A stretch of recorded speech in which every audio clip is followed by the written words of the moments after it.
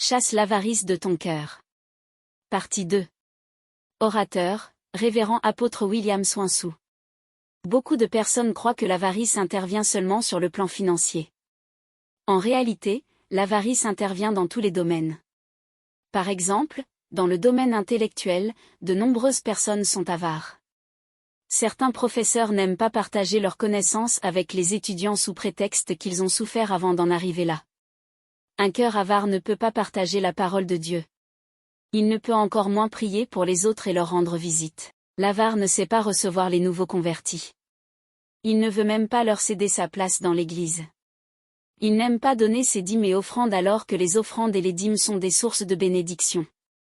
Luc 12 versets 15 à 21, puis il leur dit, « Gardez-vous avec soin de toute avarice, car la vie d'un homme ne dépend pas de ses biens, fût-il dans l'abondance. » Et il leur dit cette parabole, « Les terres d'un homme riche avaient beaucoup rapporté. Et il raisonnait en lui-même, disant, « Que ferai-je? Car je n'ai pas de place pour serrer ma récolte.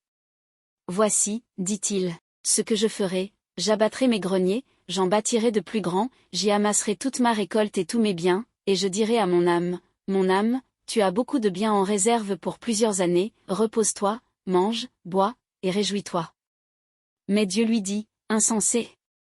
Cette nuit même ton âme te sera redemandée, et ce que tu as préparé, pour qui cela sera-t-il? » Il en est ainsi de celui qui amasse des trésors pour lui-même, et qui n'est pas riche pour Dieu.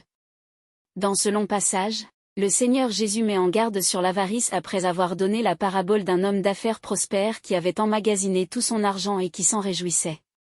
Cet homme mourut la même nuit.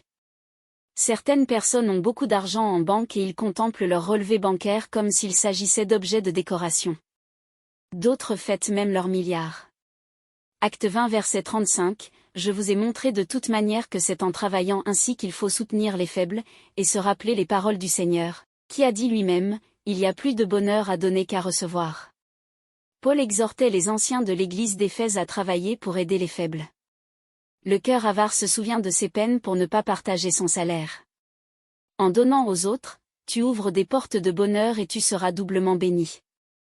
Luc 6 verset 38, « Donnez, et il vous sera donné, on versera dans votre sein une bonne mesure, serrée, secouée et qui déborde, car on vous mesurera avec la mesure dont vous vous serez servi. » Lorsque Dieu te donne, partage avec les autres. Il y a 4 choses que Dieu fait dans la vie de l'homme généreux. Lorsque tu donnes de ton temps, de ta connaissance, de tes biens, lorsque tu partages des moments de prière avec tes frères, lorsque tu soutiens les autres et que tu te soucies d'eux, voici ce Dieu te fera en retour. Une bonne mesure te sera donnée. Tu recevras plus que ce que tu as fait pour les autres. Donc plus tu fais du bien aux autres, plus tu en auras en retour de la part de Dieu. La mesure donnée sera serrée. Tu seras dans l'abondance au point où ta mesure sera serrée selon ta capacité de contenance. Cette mesure sera secouée. Dieu te bénira de sorte que tout ton espace soit rempli par la grâce. Cette mesure débordera. Dieu te bénira jusqu'à ce que ton espace déborde de grâce. Bien-aimé, tu dois prier pour que Dieu te délivre de l'avarice envers lui, envers toi-même, envers ton épouse l'époux, envers tes frères, tes sœurs, tes parents et envers ton pasteur. Pratique la libéralité. Ta vie ne dépend pas de tes biens mais de la grâce de Dieu. Si tu veux que cette grâce surabonde dans ta vie, chasse définitivement l'avarice de ton cœur. Pour plus de contenus enrichissants, abonnez-vous et activez la cloche de notification.